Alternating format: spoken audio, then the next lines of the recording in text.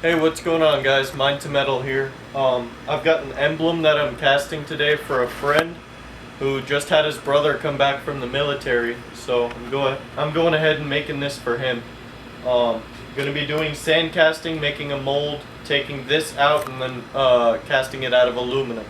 I might show you guys the cleanup process today since I didn't last week, and you'll get to see how it is I removed the sprue and go ahead about cleaning it up. Alright, so I'm gonna use this two-part flask. This one has the male end and this is the female end. I'm gonna take it and flip this over. I'm going to take some baby powder with the pattern and I'm going to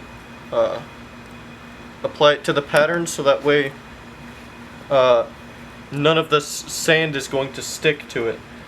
I'm going to set it inside there, apply some more baby powder. I probably don't need to be using nearly as much as I am, but I am. I'm going to be using this flour sieve to get fine sand around the pattern so that way I can hold the detail in. It's coming out over the top because I filled too much in. I'm not worried about that. But I'm just going to get a healthy amount in there and then fill the rest up with bulk sand.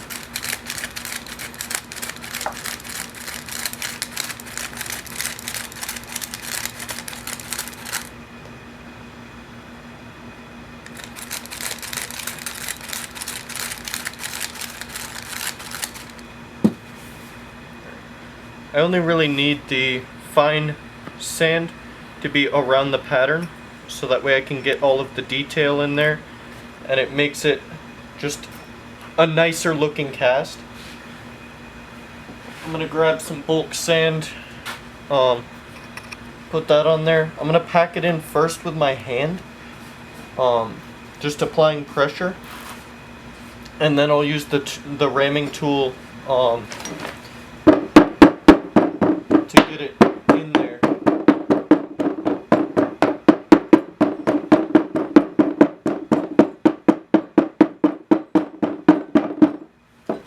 I'm gonna move this so it's not as noisy.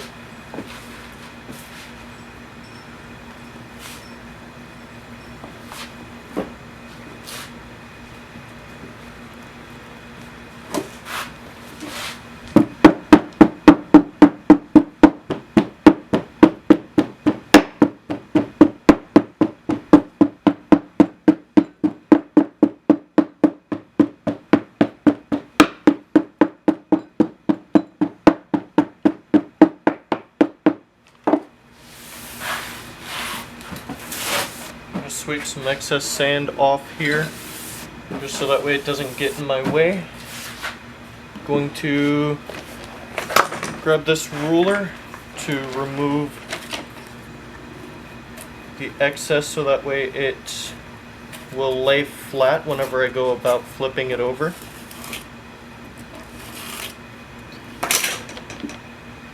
Now it's good. I'm gonna shake it out, flip it over.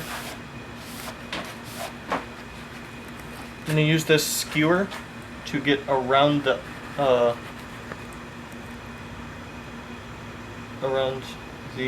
medallion, so that way the detail goes in the opposite end and it makes it easier to remove the pattern once I'm done packing the sand around it.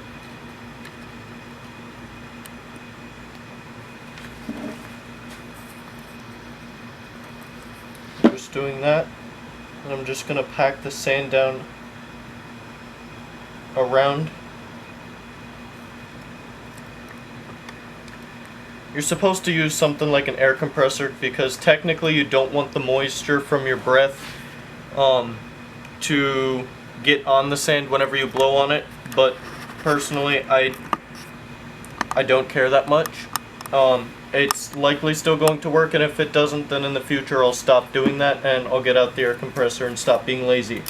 But for now, I'm just going to blow all of the excess sand out before I go ahead and start packing the other half.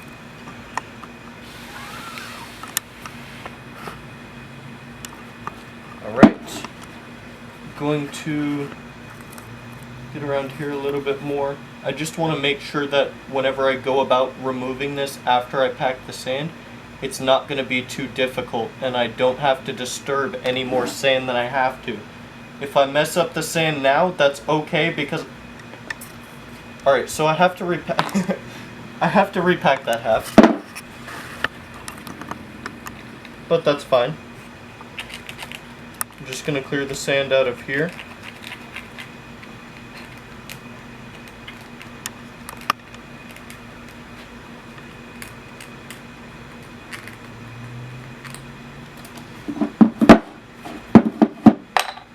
Reapply baby powder. I applied a bit too much pressure, and that's why it just pushed right through. Basically got back to where we were before. I repacked the model, and I used the end of this skewer to pack down the sand around it. Did all the tedious stuff so you don't have to sit through all that again.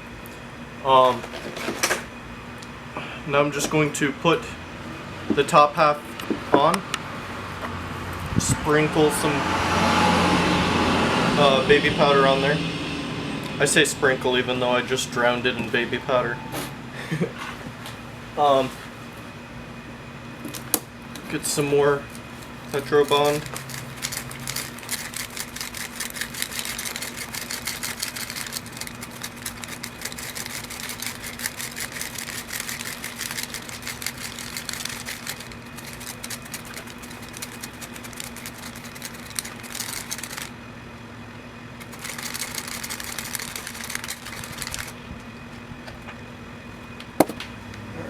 Now I'm gonna get some filler sand.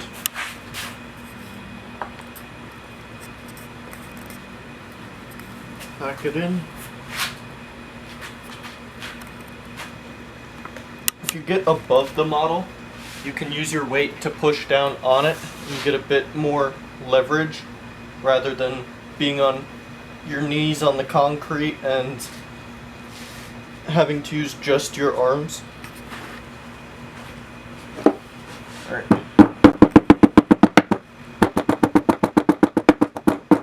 So one thing to warn about when packing the second half is when pressing down you can actually separate the two halves by pressing the sand down but moving the frame up. So you really want to hold it down so that way it doesn't do that as you're ramming it down. Also just don't pack it too tight.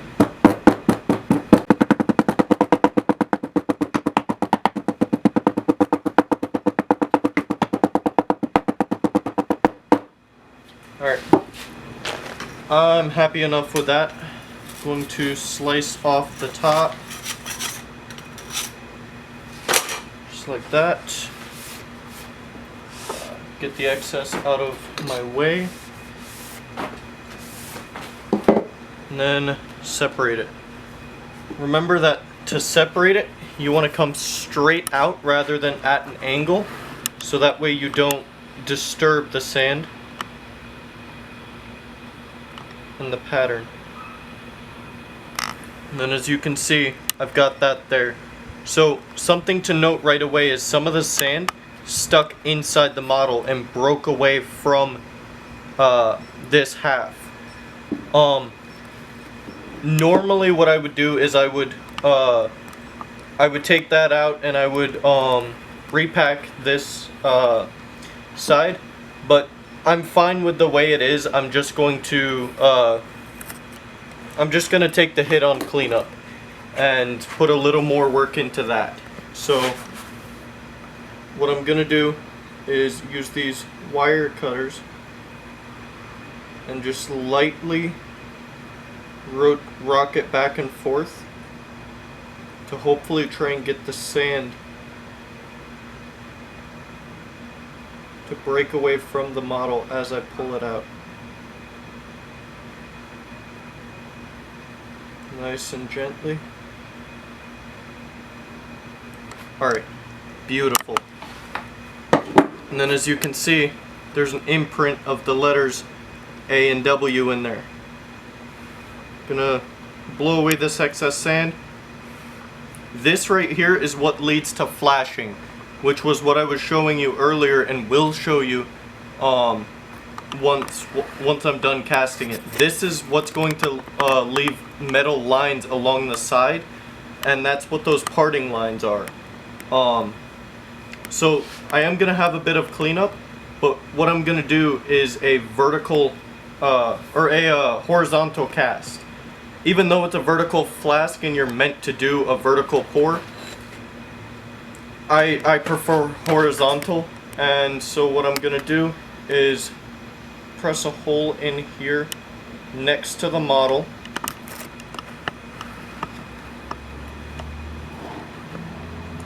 Just like last time. Going to twist it through.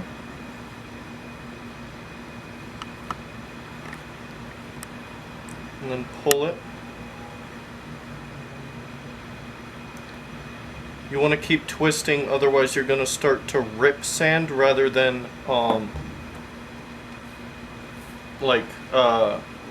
drill through it. Like you there's a reason that drills spin and they don't just push through. I'm going to pack around the pour hole so that way the sand doesn't dislodge and get into the pattern. I'm gonna hit that with the air compressor in a minute. I'm just for now worried about making sure that it's nice and packed down. And then I'm gonna use this little what's it called, a butter knife to carve gates. So just gonna carve a little channel here in the sand for the molten metal to flow into. And I'm gonna knock some sand out away, so that way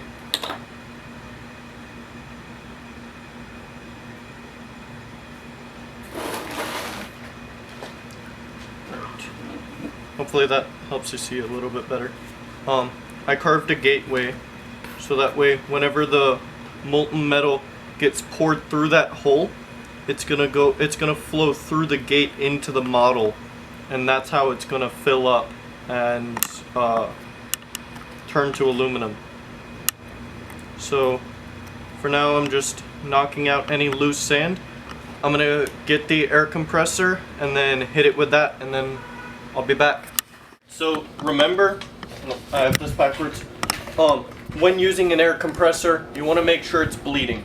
Not like red blood cells, but like air is being released. You want to make sure this valve is loose at all times, unless if you're using the air compressor, because otherwise it can build up pressure and condensation, which inside will rust the walls, which compromises the structural integrity.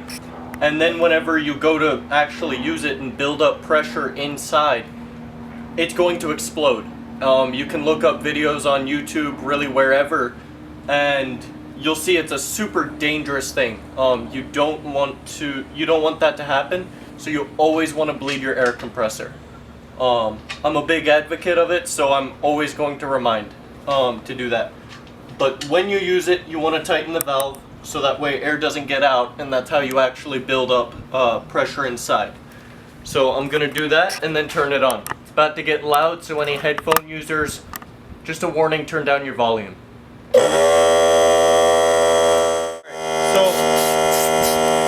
the hose is working. I'm just going to blow around here, get any loose sand out now before the molten metal does it for me.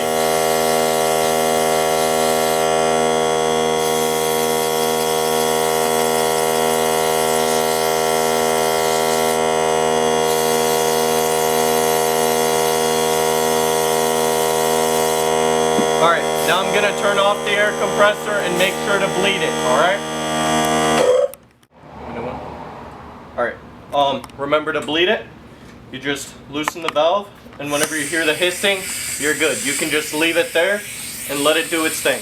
Alright, so some of you might be thinking, why would I want to use the air compressor and get rid of more sand? Wouldn't that lead to more cleanup? And you're right, it does. You want the sand to be there, and you're right, it does lead to more cleanup whenever you get rid of it. But if it's that loose that the air compressor can knock it away and blow it around, it's not good sand. That means that whenever I pour the metal in there, it's going to knock that sand out anyways. So it's better to get it with the air compressor and get it out of the way than for the metal to knock it out. And then it's stuck in your pattern, and that can get lodged in there with the letters or in the detail, and that can actually make things worse than if you just get rid of it and just clean it up a little bit later. Alright, so just to finish up, now that we've hit it with the air compressor, I'm going to set this back on top, being very gentle with it. And then now we're done with the mold making process. We just have to pour metal down there and we're good to go. Alright, warning headphone users, I'm about to light the forge and it's going to get kind of loud. With that out of the way, I'm going to light the blowtorch. Alright, now that I got a little fire there, I'm going to start the propane tank. Nice and easy.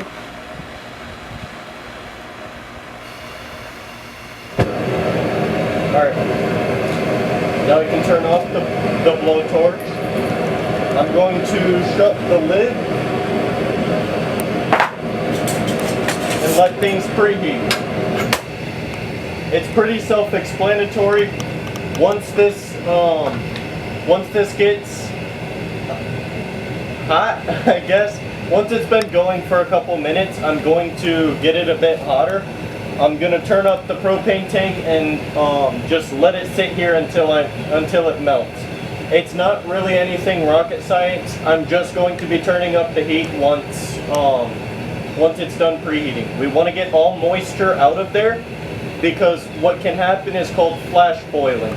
The water will instantly boil, turn into a gas, and within the liquid, it'll pop, and that'll send molten metal flying out everywhere. That's not a good thing, and that's why you want to preheat everything. I had it happen to me once, and it was not fun. So I'm going to be preheating the metal, preheating the crucible, the forge, even these tongs before I go and grab out the crucible. I'm also going to preheat the ingot mold, because anything that I'm going to be messing with, I don't want moisture in, except for that sand. That's the only exception. With that, I'll see you in a bit once the metal's molten.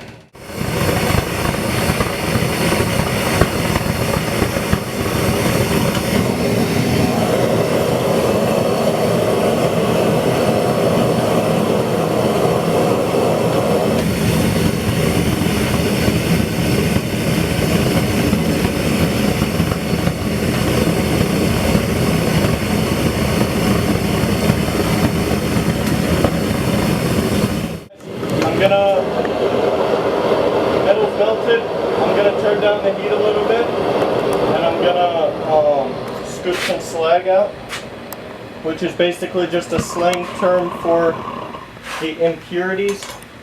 Accidentally put out the flame there. I'm gonna take out the flamethrower, take out the crucible, and then just take the top layer, the part that isn't very clearly molten aluminum, and just scoop it into this here. So that way I'm left with pretty pure aluminum. It's not going to be exact, and I'm not looking for it to be exact, so I'm fine with the way it is. I'm just going to put it back in, let it reheat, and then I'm going to go for a pour. So set that back in, put the flamethrower back in. Since it's still nice and orange hot, I should be good to go ahead and just start the propane, and I shouldn't have to actually relight the forge since it's still nice and hot in there, like I'm about to do right now.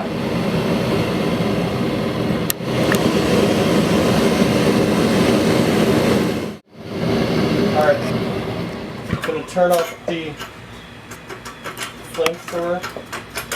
Technical difficulties. Okay. I'm going to take it out so that way the heat doesn't travel up through the hose and damage the hose. That may be something you want to worry about whenever you do this, if you ever do this. I'm going to take out the crucible and then prepare to pour it into the pour hole.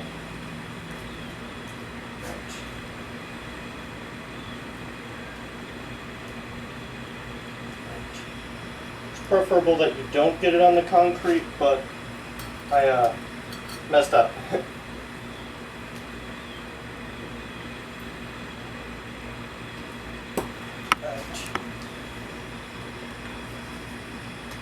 And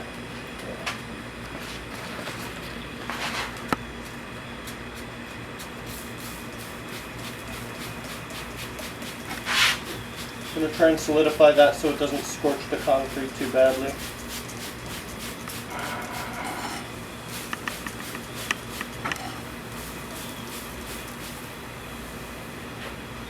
Careful of the fumes. They can be pretty nasty because that's the oil from the oil bonded green sand that's coming out and getting in your face.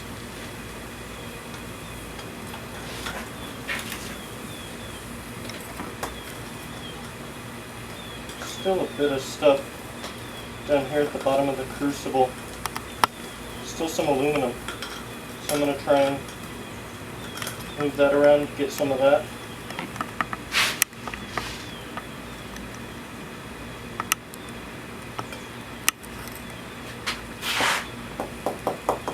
And the rest should just be slag. I'm going to scrape all this out while it's hot now before it gets really, really hard. And I'm going to get it into the muffin tray. Alright, and then I'm just going to set it back in the forge to cool off.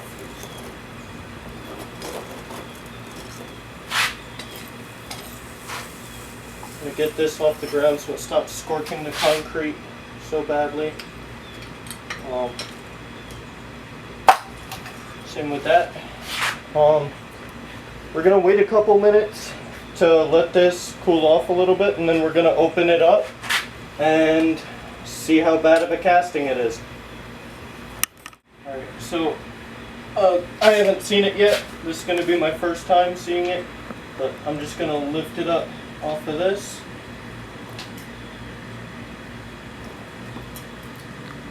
Alright.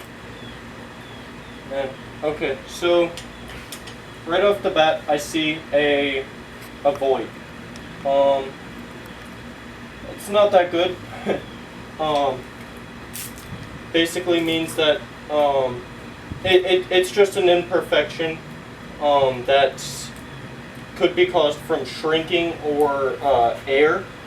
So what I likely did wrong was I didn't include a vent hole to let air escape, and that's where the air decided to congregate and get trapped inside the mold as I was pouring.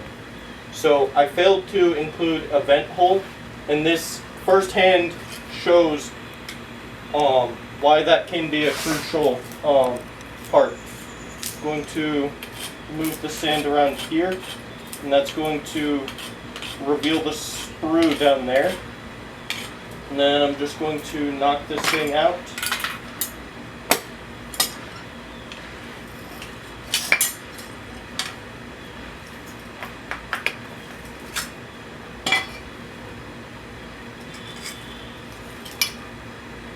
Alright.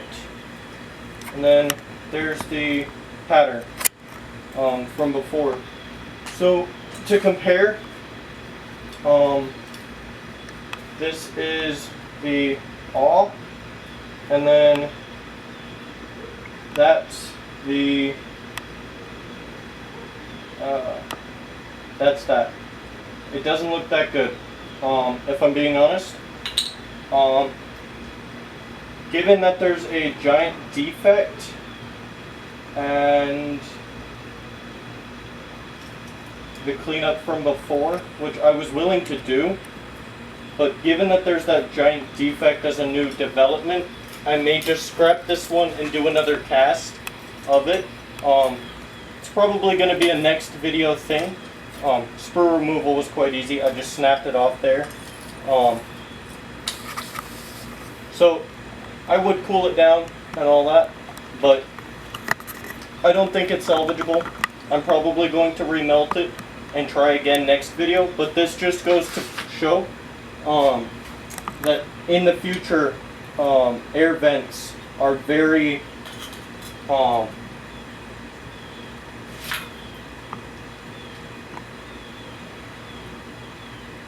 can't think of the word. Yeah, crucial. This just goes to show that air vents are a very crucial part of the cast, and while I messed up and didn't do as good a job as I would like, it gives me something to learn from moving forward. So I'm gonna remelt this. I'm not worried about cleaning it up, but that's been the metal casting process, and this is just part of the experience. I'm happy to learn with you guys, and until next time, if you like the video, go ahead and leave a little bit of appreciation. As far as subscribing, only do it if you want to. But yeah, other than that, just have a good day.